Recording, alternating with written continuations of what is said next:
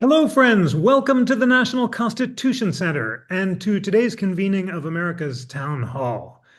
Let's begin, as always, by reciting the National Constitution Center's mission statement. The National Constitution Center is the only institution in America chartered by Congress to increase awareness and understanding of the U.S. Constitution among the American people on a nonpartisan basis. A bunch of updates before we start. I'm so excited that the NCC has announced today that we're going to open our new permanent gallery on President's Day weekend, 2026. It's called America's Founding. It's an incredible, immersive exploration of the American Revolution, the Constitutional Convention, ratification, and the creation of the Bill of Rights. There'll be rare copies of the Constitution, remarkable deep dives for learners of all ages, and I can't wait to share it with you.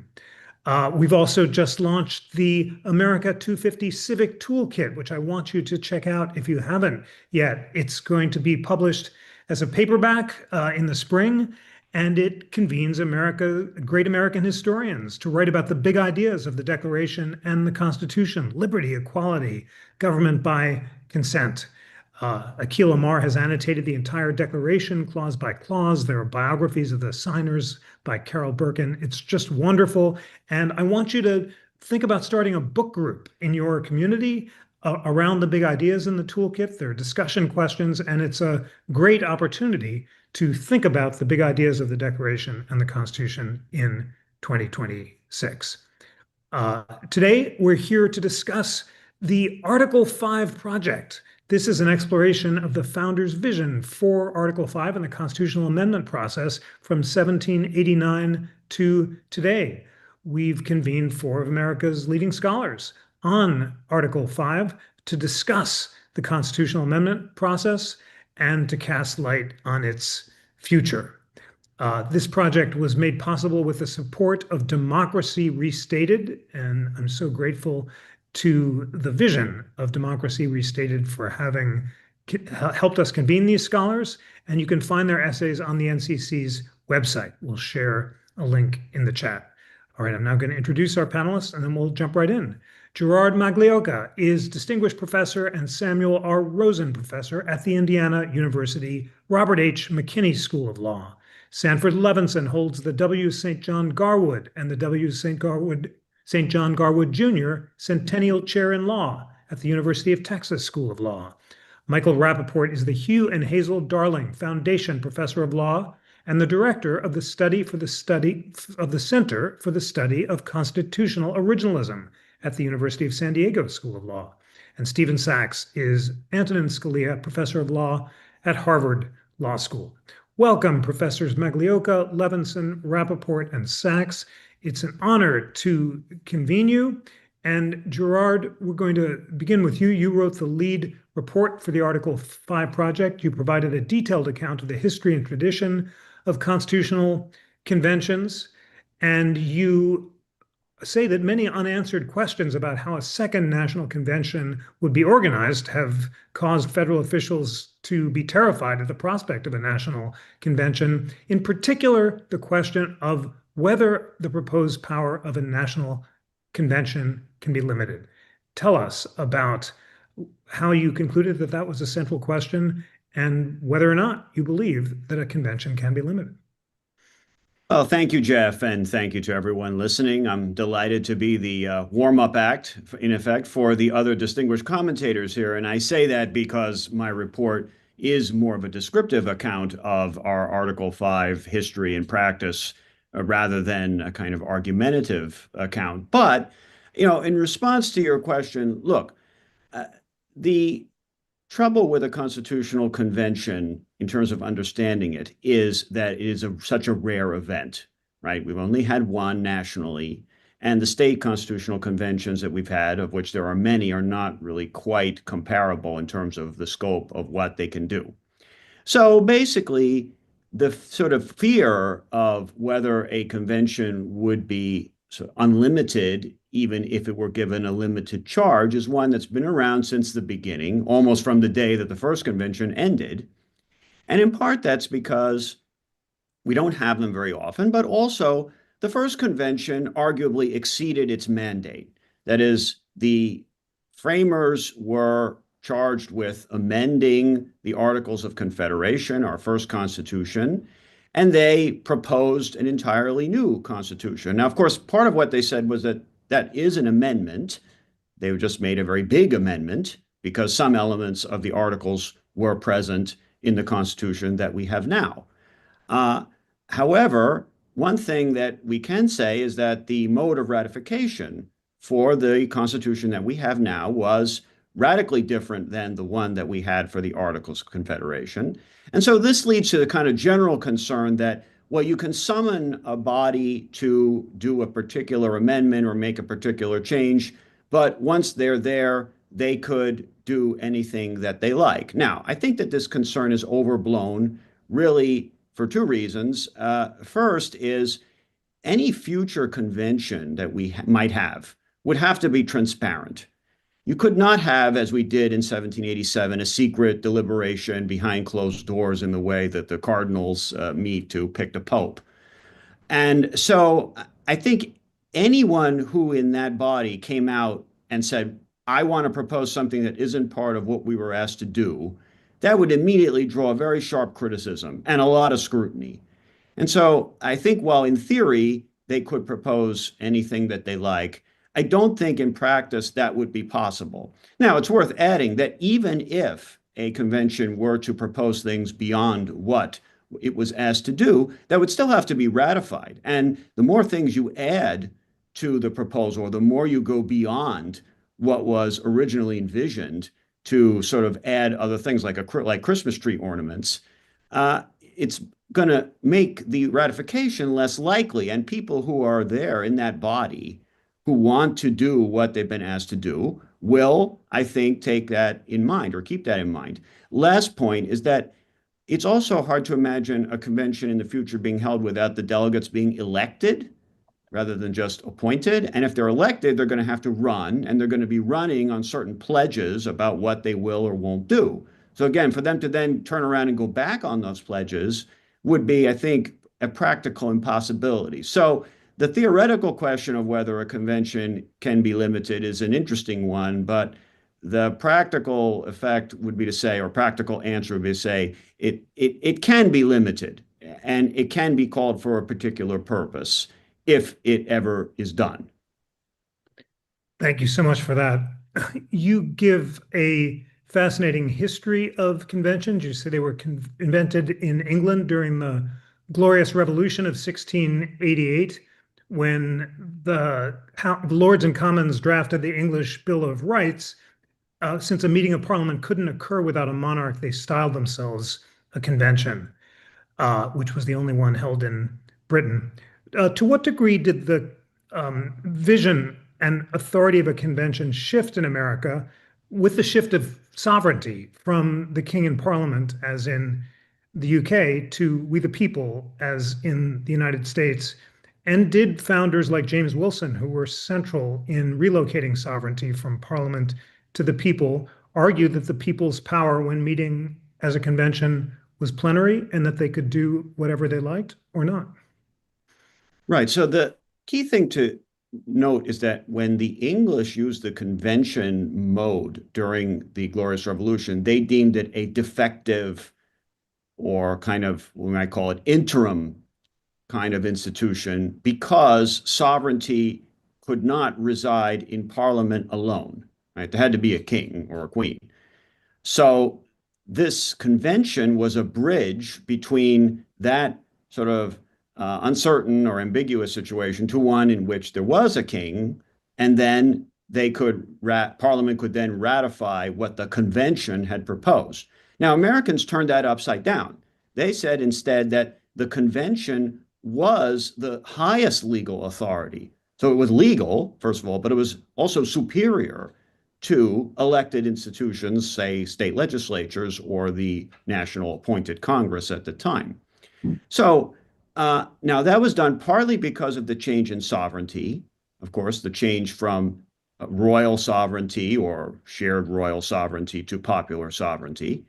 It also reflected a kind of revolutionary ethos or confidence in the ability of people to kind of get together and start anew and do that through a body that was elected. That is to say, most state conventions, especially the ratifying conventions of the original Constitution, were elected members and deliberative, right? And that this was kind of the highest exercise of what the people could do. Now, that said, of course, there was some nervousness even in the Federalist, where Madison talked about the fact, Madison not being quite as much of an enthusiast for popular sovereignty as Wilson, Madison did say, look, we can't be doing this too often. That is, if you keep summoning the ultimate power, it's disruptive and it could undermine confidence in the institutions that the ultimate power had previously created.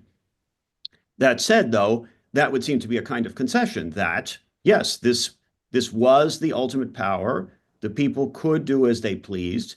And that's a kind of notion of popular sovereignty that, of course, made more sense or had greater appeal in the immediate wake of the American Revolution, uh, as people who've just watched Ken Burns's documentary would probably understand, but has in some sense faded over time because we are further and further away from those revolutionary times. And one more question on that. Akhil Amar famously argued long ago that because the power of amendment represented plenary popular sovereignty, it could be exercised outside of a convention process, including by a majority national vote. He's since rethought some of that claim, but is it right that Amar and others have argued that, taken to its logical conclusion, the plenary power to amend can be exercised by the people in ways that might go outside of Article 5?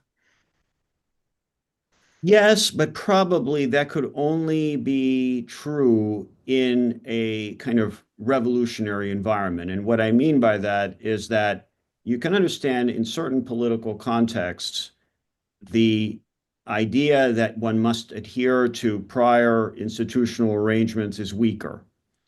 And that was true for the framers when they looked at the Articles of Confederation, for example.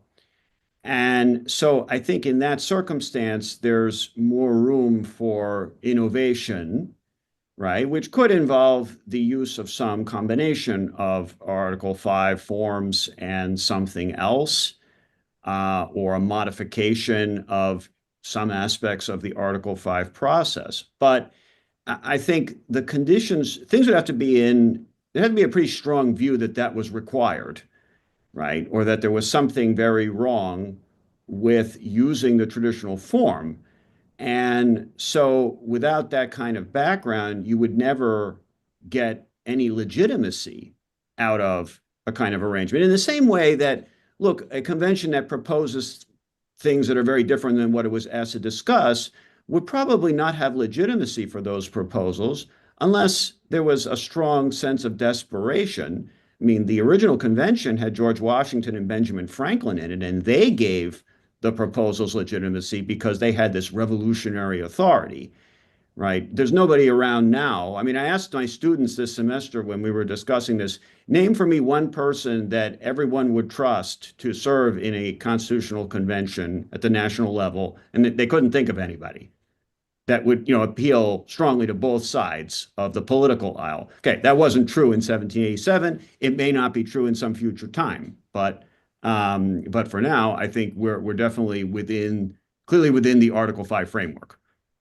Thank you very much for that and for your superb paper. Michael Rappaport, in your response to Gerard, you take issue with some elements of his essay, in particular his assessment of runaway conventions, and you argue that limited conventions are constitutional since there's nothing in the language of Article 5 that suggests that a state legislature cannot submit an application for an amendment on a specific subject. That's a quote from your piece. Tell us why you believe that limited conventions are constitutional and how you think that they might be exercised. I'm happy to do that. Uh, Let me first say thanks so much to the National Constitution Center for giving me the opportunity to discuss the convention method. Maybe I'll answer that by saying I want to make 3 points here. First, I think the convention method is essential to our Constitution. It's unfortunately fundamentally broken, and I think it's misunderstood. So let me just start by saying I think the convention method is important. Article 5 provides two ways to propose amendments. Congress can propose them with two-thirds vote of both houses, but there's an alternative. Two-thirds of the state legislatures can apply to Congress to call a convention for proposing amendments. And the framers included this second method for a crucial reason. At the Constitutional Convention, George Mason explained that requiring Congress's consent for all amendments would be dangerous because Congress might abuse its powers and refuse consent on that very account. So without the convention method, necessary reforms of Congress itself might be impossible. But here's the problem. The convention method is broken.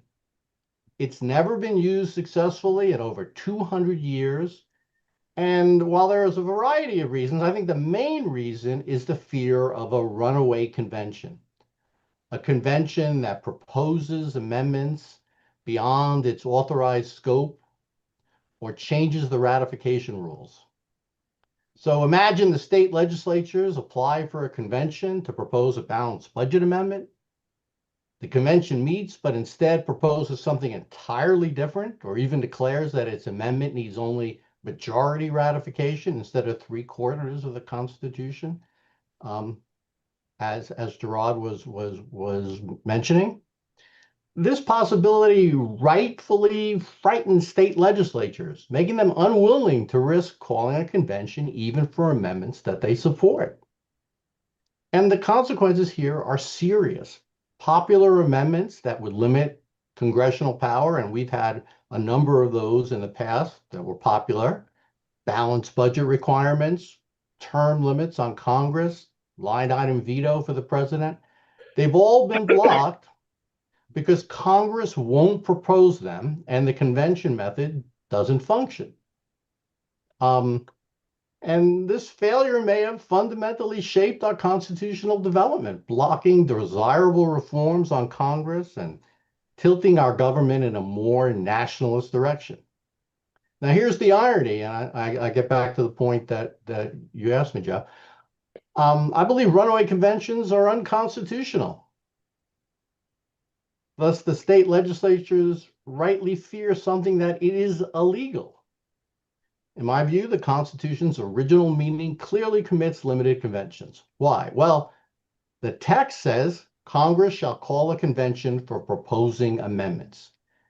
Is a limited convention a convention for proposing amendments?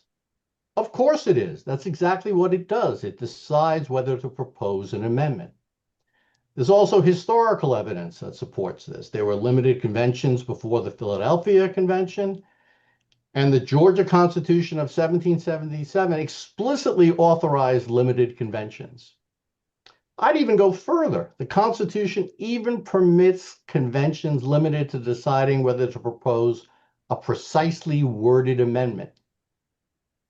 Such conventions are still a convention for proposing an amendment.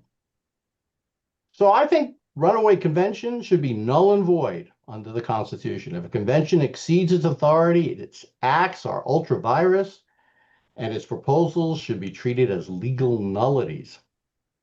Unfortunately, the courts or Congress might decide to treat the products of a runaway convention as valid.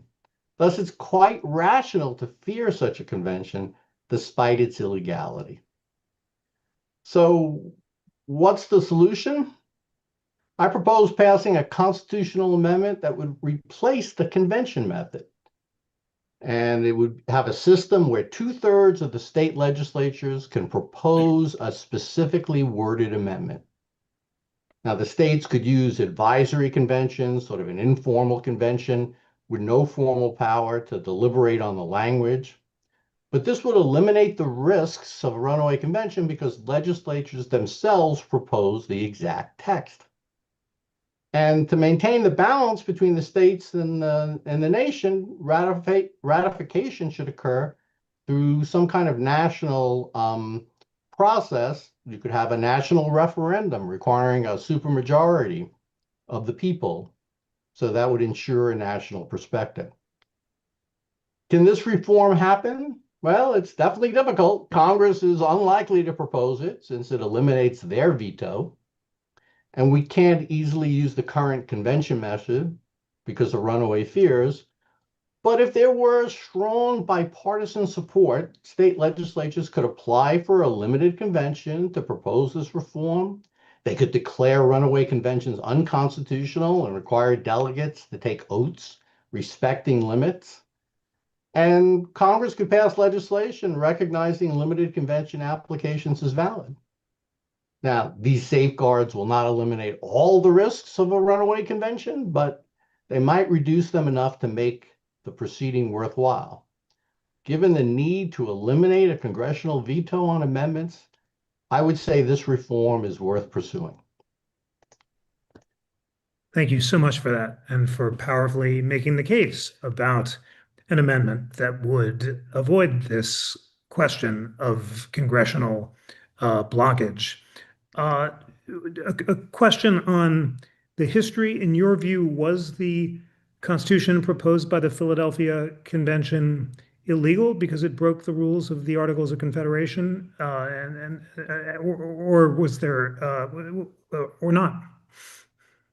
Well, I certainly think it was illegal in the sense that it violated the Articles of Confederation, yes, which were the accepted law at the time, right? The Articles of Confederation said all of the states have to sign on to an amendment. That's not the way the Constitution required it. It required only 9 of the 13. The Articles of Confederation said that it had to be done by the state legislatures. The U.S. Constitution said no, we're going to do it by ratification conventions, so bypassing the state legislatures. So yes, it was a revolutionary act, if you will, and illegal under the prior regime. Now, maybe it was justified. Sometimes there's justifications in a deeper sense, but it was illegal, I think. Yes. And might current runaway conventions, in your view, they'd be similarly revolutionary acts and illegal, perhaps justified, perhaps not, but not authorized by law? That's how I would think about them. Yes, exactly right.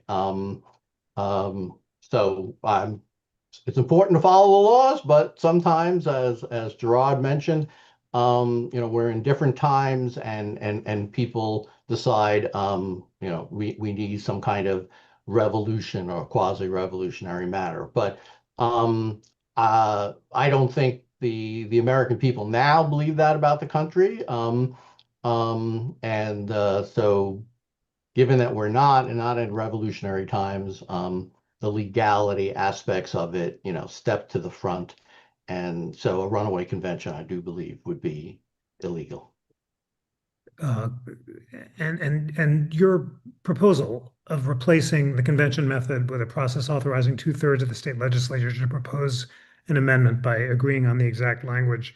Gerard makes the interesting point that we've had a version of that in practice with the 17th Amendment, when the threat that a bunch of states would call for a convention on the question of state legislator electing Congress people pressured Congress to act in order to head it off.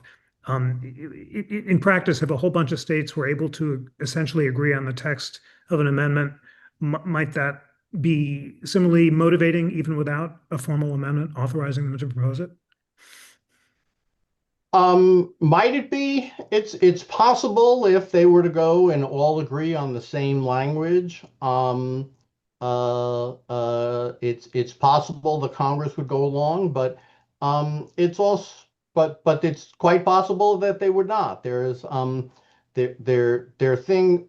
So we've been very close with various amendments. And what Congress does, this is slightly different than your hypothetical, but Congress can always sort of play a game. They can say, "Oh, well, we've got two-thirds of the states applying, but State A's application is slightly different than State B's, which is slightly different than State C's. We regard these as separate applications, therefore different amendments. There's sort of a game of chicken here. Do the states get together and call for a constitutional convention, and then how does Congress react to that? Gerard's process is, oh, well, Congress will be scared of that. They'll propose the amendment on their own. But the Congress has a lot of tools in its toolkit to avoid that. But yes, it might be worthwhile having all the states get together in that way and apply for the um, same amendment. Of course, Congress could react against that. There are views out there that say limited conventions are not constitutional, and they might say, "Oh, we're not going to go ahead with this because it's unconstitutional." So I think we'd be better off with the convention proposal or the amendment proposal that I recommend, even though it's possible something less could get the job done, but I'm not sanguine about it. Thank you very much for that. Stephen Sachs, you pick up on the question of differently worded state legislative petitions for limited conventions, and you point out that it's unclear how Congress should treat them, and there are a lot of puzzles that happen when you decide whether a petition is sufficiently equivalent in substance to be aggregated with others. And then you argue that the constitutionality of limited conventions is at best unclear, and you make a really interesting and unique argument about the history of the 11th Amendment and why that cuts against the constitutionality of limited conventions. Tell us about your fascinating piece. Thank you very much, and thank you for having me. My view is more skeptical of limited conventions. I think that they have interpretive problems, they have constitutional problems, and they have some practical problems too. The interpretive issue is the one you describe. What do you do when Congress receives a bunch of applications for a limited convention that have slightly different wording? So one state wants to get the budget under control, another state wants a balanced budget amendment, a third wants a balanced budget and a line item veto to restrict spending. Are those three applications for the same limited convention? Or are they three applications for different limited conventions because the delegates at each would have a different charge? You know, in one, the delegates would be told to consider at least two measures, a balanced budget and a line item veto. You know, in another, the getting the budget under control charge would be more general. And so there would be different questions of what are my obligations as a delegate to this convention?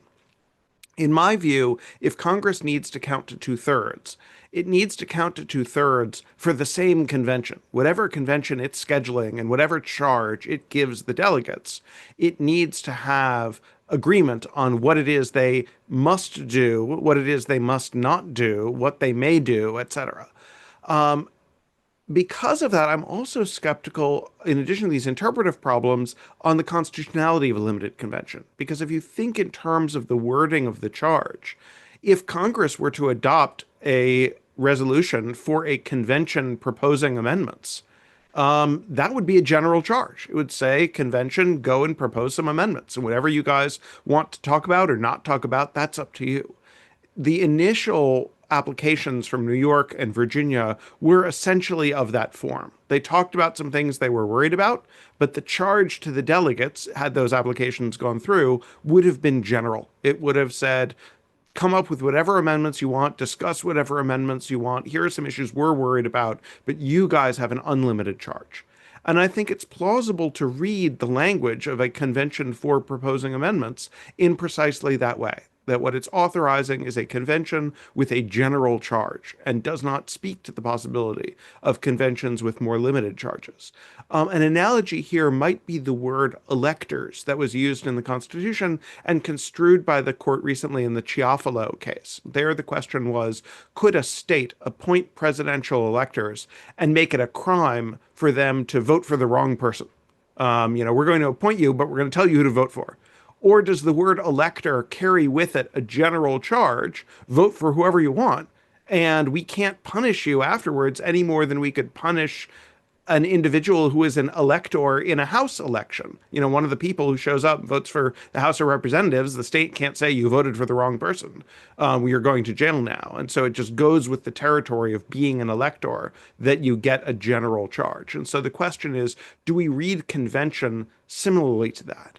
I think that the evidence on this is mixed. You definitely do have, as Professor Rappaport noted, some examples of limited conventions at the founding. Sometimes those were according to explicitly limited provisions. So when Georgia says it's okay to have a limited convention, do we read that as creating an exception to the norm, that if we just had general convention language, it would mean an unlimited convention? So we have to add explicit limitations to allow for a limited convention. Or does it just mean that, yeah, limited conventions are totally ordinary and some conventions are general and some are limited and so on? I think that the evidence of this is difficult to sort through. One piece of evidence I do talk about in the paper, as you note, is the 11th Amendment. So that was the amendment to take away the power that the Supreme Court has asserted in the Chisholm v. Georgia case of hearing private suits against states in state diversity cases by citizens of other states or by foreign citizens.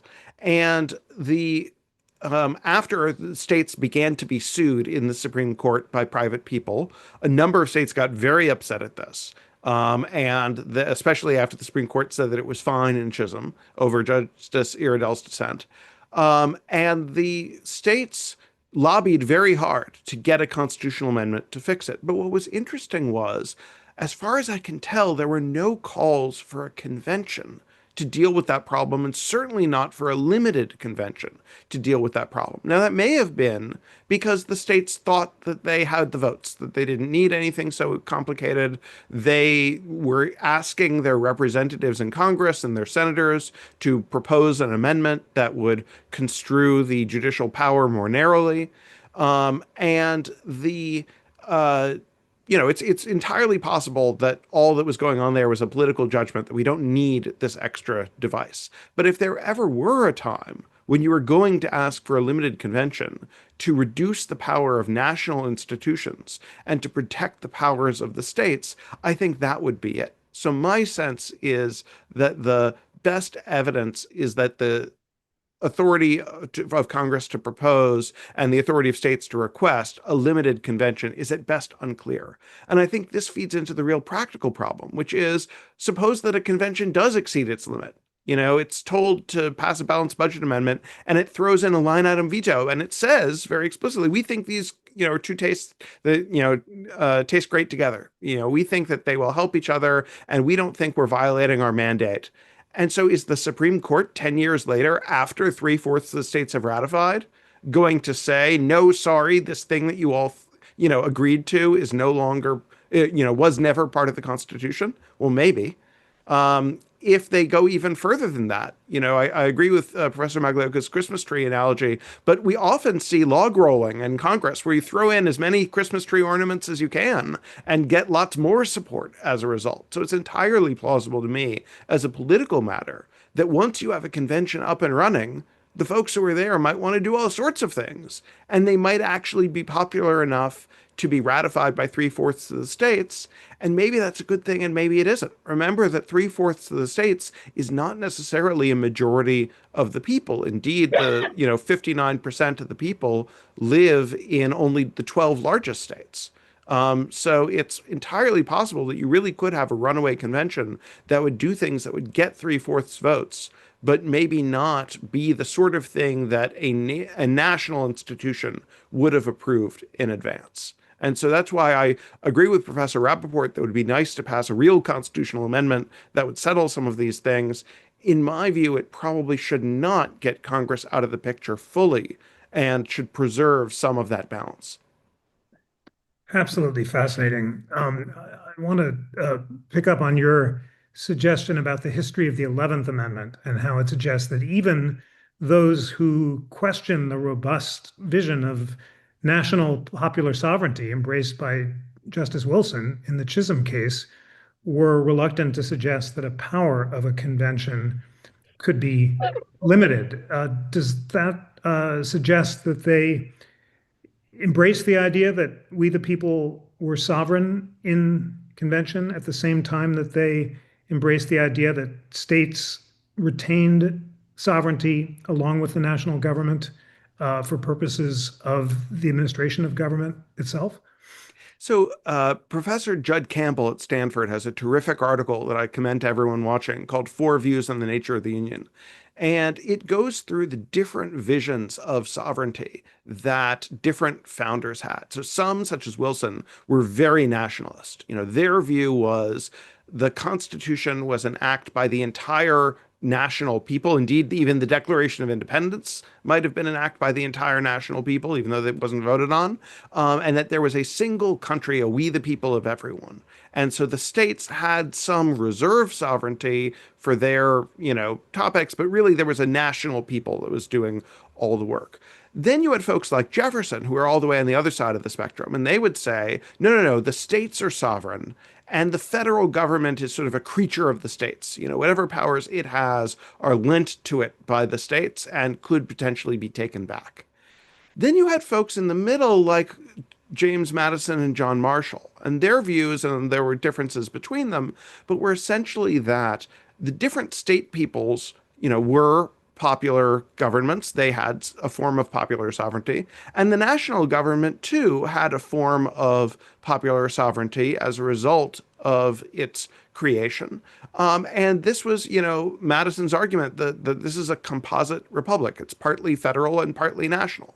And it's just a hybrid mix, and we can't say that sort of one people is always the one acting. Sometimes it's the people of the state of Massachusetts. Sometimes it's the people of the entire United States. And it just depends how these two bodies have allocated their sovereignty in the Constitution. So if one takes that sort of more intermediate view, it will not be obvious who needs to act in order to change the Constitution. So, Article 7 says nobody is in unless they agree to it. Rhode Island and North Carolina were not part of the Union in that sense. When George Washington took the oath of office, they had not agreed to the Constitution. They were not required to agree to the Constitution. But once you're in, you're locked in. And 3/4 of the states and 2/3 of each House of Congress can bind you to virtually anything other than nowadays the equal apportionment of the Senate without consent. So, it's a difficult thing to be locked in and to be able to be subject to the whims of the other states that can act by 2/3 and 3/4. In my view, the best way to deal with this sort of hybrid sovereignty is to recognize it. My suggestion would be along the lines of Professor Rappaport's, but slightly different. Rather than change the threshold for Article 5 to be 2/3 of states proposing and a national referendum, in addition to the existing Article 5 mechanisms, I would suggest an additional mechanism that would flip the order of Article 5 while keeping the thresholds the same.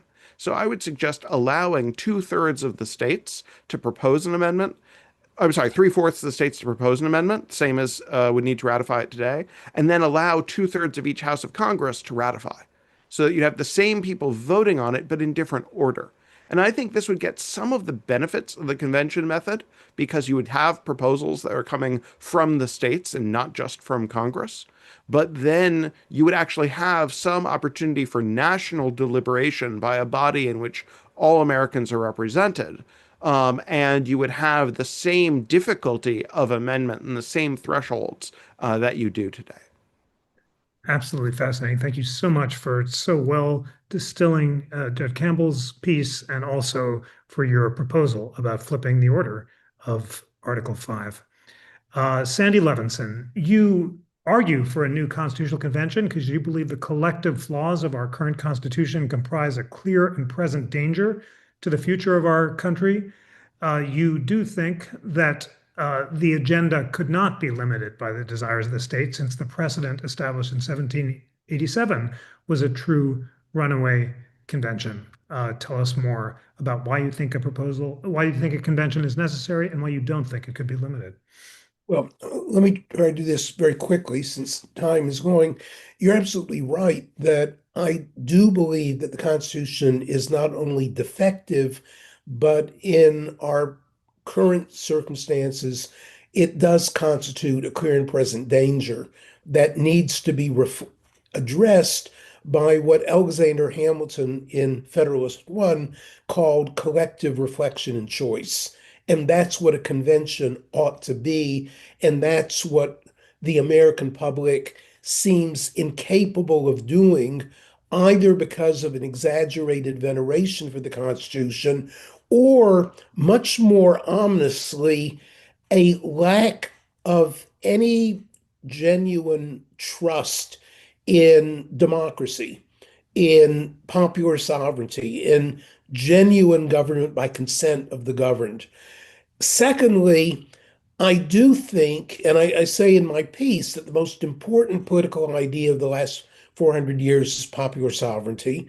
It's an extremely elusive idea. I'm very eager now to read Judd's article. I think the world of him. He's just a terrific, terrific scholar. So it is a very complicated notion, but sovereignty is a volatile notion. It speaks to unlimited power. If an entity doesn't have unlimited power, then it's not sovereign. It can be powerful, it can do great things, it can do terrible things, but conceptually, it's not sovereign. So what we really have to wrestle with is whether or not we believe in the possibility that the sovereign that allegedly ordained the Constitution would awaken and be able to act in the 21st century. Thomas Hobbes spoke of the sleeping sovereign. Now, what was important is that Hobbes justified the Leviathan state on the basis of popular sovereignty, on the basis of choice. But then he said, the sovereign basically go to sleep and government would govern without really having to worry about the sovereign. But Richard Tuck, who taught at Harvard, retired a couple of years ago, wrote a great book called The Sleeping Sovereign and said that the way one understands the United States during the revolutionary constitutional period is in terms of an awakened sovereign. And it does seem to me we are talking necessarily and conceptually about the possibility of an awakened sovereign. One last point, because of time fleeting. I think the Runaway Convention argument is simply a red herring. It expresses a fear of politics in a double sense. First of all, God only knows what can happen. We can't really trust the political process, so we have to call on lawyers to figure out elegant guardrails or God knows what on the political process. It also just evinces the fear, which I think is pervasive in American politics, of the other, that they will capture the convention and do God knows what.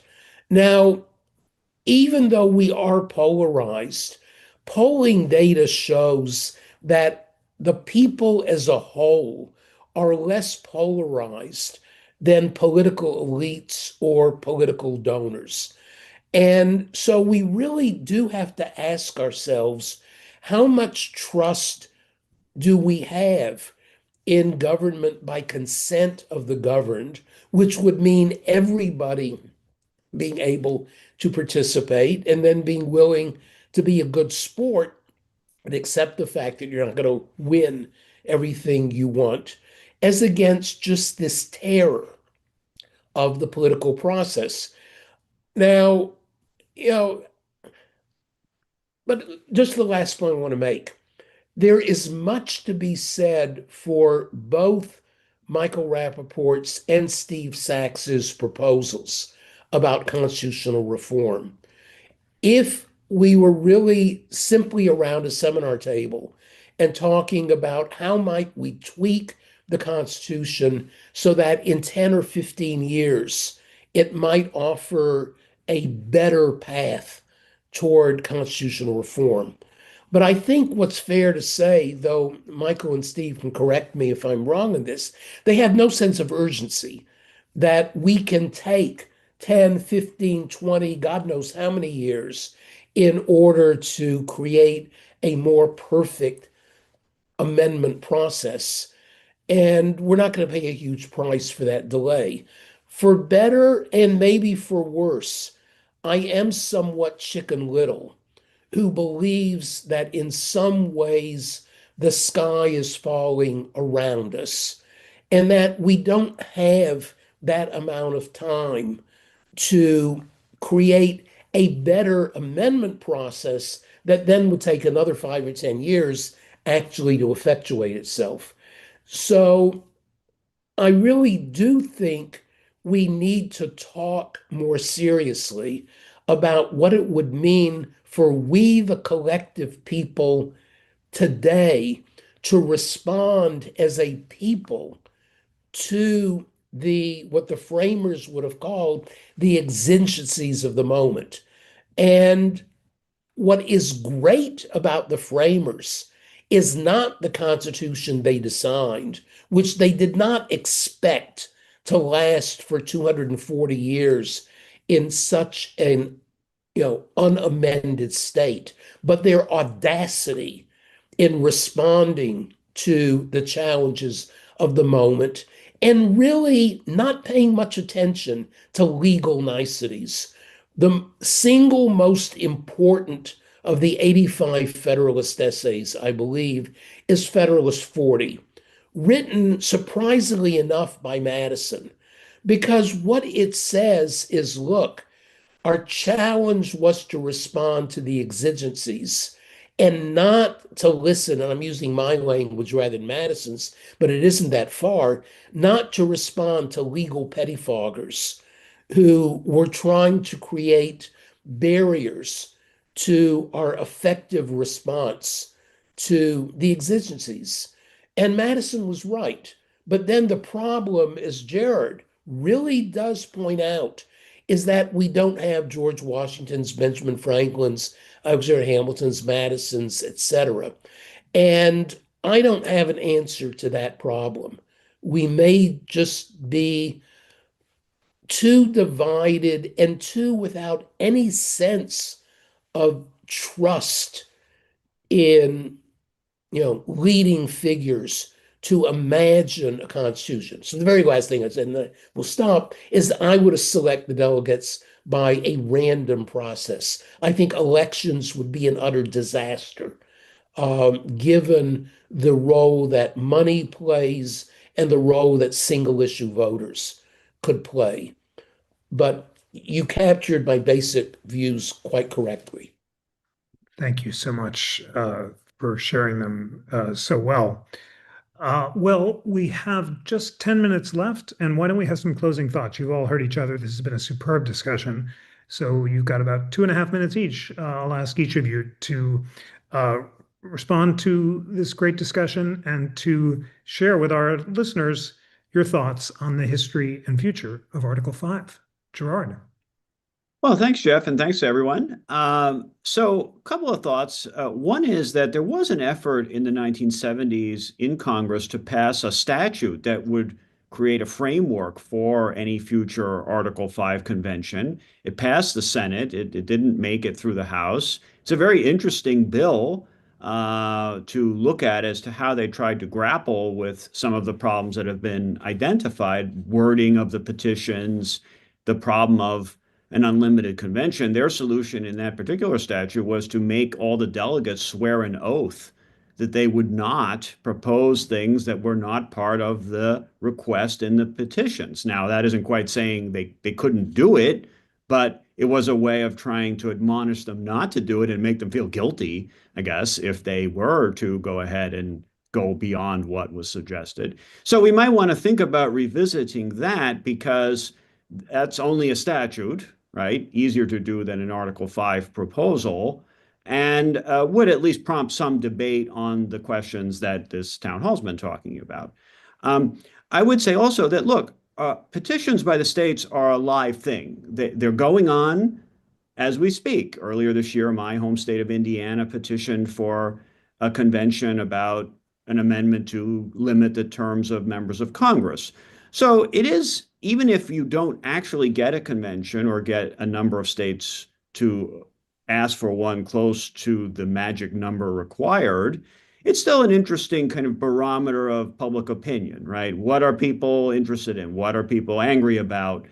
And you can see that through the history of the Article 5 process in looking at the various petitions that have been made and are being made now by different states. So we might still get to a point where you would have at least the sort of sense of a consensus about something, limited as it may be, that could in fact surmount some of the problems that Sandy pointed out. Thank you very much for that, Michael Rappaport. So I guess I have two basic points. First, I think if we're calling for action now, I'd like to see the states sort of informally get together and try to agree to a limited convention to write a constitutional amendment that would change the amendment process along those lines and be very focused in on that. I think that's the best way of really avoiding this congressional veto, and I think the congressional veto really is a big problem.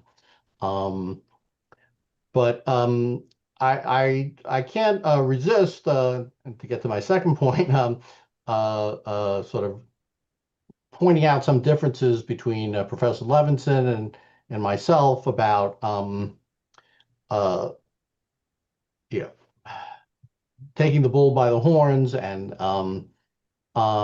going ahead. I mean, you really need to believe two things in order to say yes, we ought to junk our Constitution and try for something else. First, you've got to believe that things are really bad now. We can all point out problems with our country, but especially if you look at us on the world stage, there's problems in lots of countries. I see our situation as half full rather than half empty. But even if you thought things were really bad, you'd also have to believe, there's a very good chance we would make things better by going through this process. Now, if things were really dire, you might be able to have that judgment. But to me, even if you think things are bad, the question is, Sandy mentions money in politics. Well, if we have that convention, they're not going to be money in politics there. So I would say rationally scared of getting something that's much worse than what we have, than the successful Constitution, warts and all, if you will. So I much prefer the sort of more moderate proposal to improve our amendment process so that we can fix a problem rather than risk the whole thing. Thank you very much indeed. Stephen Sachs. Thank you. Along similar lines, the Article 5 process is always a question of change. It's always a question of something needing fixing, and how should we go about fixing it? And the idea of changing Article 5 assumes that there is, or presupposes that there is some problem with Article 5 that needs fixing. I think that there is. I think that it would be good to get more proposals on the table that would not require a sort of big bang of support of 2/3 of a House of Congress, which is very difficult to do, just to get it on the agenda. But at the same time, I think we have to combine that with some degree of small c conservatism, based on the fact that our Constitution has lasted pretty long time and has done pretty well. There's the famous Onion article, in retrospect, maybe we resorted to cannibalism too early. There's always the danger of, pulling the fire alarm before it's actually necessary. And so, my sense is this is very much a mend, don't end Article 5 situation. And so it would be good to have more proposals on the agenda, but I'm not sure it would be good to have radically different means of approving them. And so I would much rather see a proposal where we do flip the order, let the states go first, let them put things on the table, but ultimately still require the same threshold for approving them. And I think that that would combine, it's true it would take a while, but good constitutional changes usually do. We are not in the revolutionary moment that they were in the 1780s when everybody was, states were going bankrupt and France was going to eat us alive. And, we didn't have those kinds of problems, now. And so we have different kinds of problems that require different kinds of solutions. And I think that the ways of opening the channels for those solutions is something that we can think about, but most of us don't know what those solutions are yet. And so it'd be very hard for us to design them in the abstract. Thank you very much indeed. Sandy Levinson, last word in this great discussion is to you. Okay. I'm not really sure how much of the Constitution I would junk as opposed to modify. What frustrates me as both a citizen and an academic is the lack of more general conversations like this one, so that there are no serious national leaders today who are trying to lead a conversation about what sorts of changes in the Constitution might be necessary. I often say that my favorite presidential election of all time was 1912, where you had three serious constitutional reformers in Woodrow Wilson, Teddy Roosevelt, and Eugene Debs, and you had the most able defender of the old order in William Howard Taft. During that decade, not only did you have four important amendments, but you had a culture that talked about constitutional change and the need for constitutional amendments, some of which were good ideas, some of which were bad ideas, but they were on the table. That is what is missing today. And so at the convention, all sorts of things could be on the table to be accepted or rejected. Steve talks about lock-ins. Now, the most profound single issue in American constitutional theory is the legitimacy of secession, over which we killed 700,000 people. And the optimistic picture that we had a constitution that's worked for 240 years tends to elide that particular fact. We just really don't want to talk about the catastrophe of the Civil War.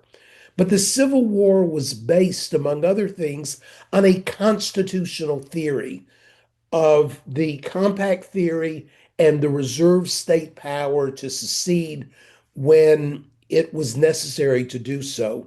I actually find secession an extraordinarily interesting and important topic. And in fact, in the last 4 or 5 years, you've seen 4 or 5 or more really interesting books across the political spectrum published by people who take the issue seriously.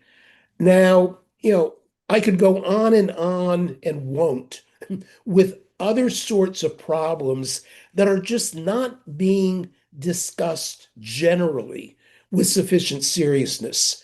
And a convention could lead to that national discussion and test whether we really are capable of reflection and choice in how we want to be governed in the 21st century.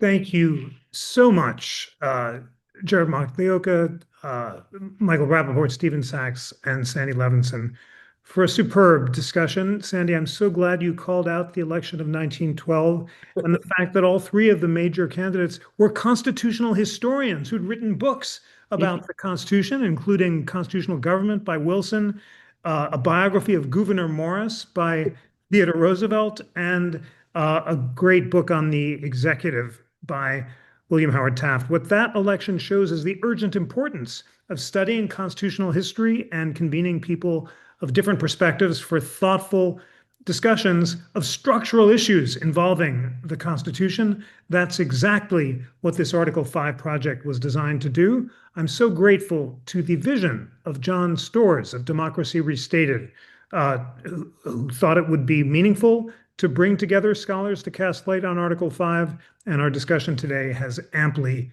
vindicated his confidence. Thanks to all, and look forward to seeing everyone again soon.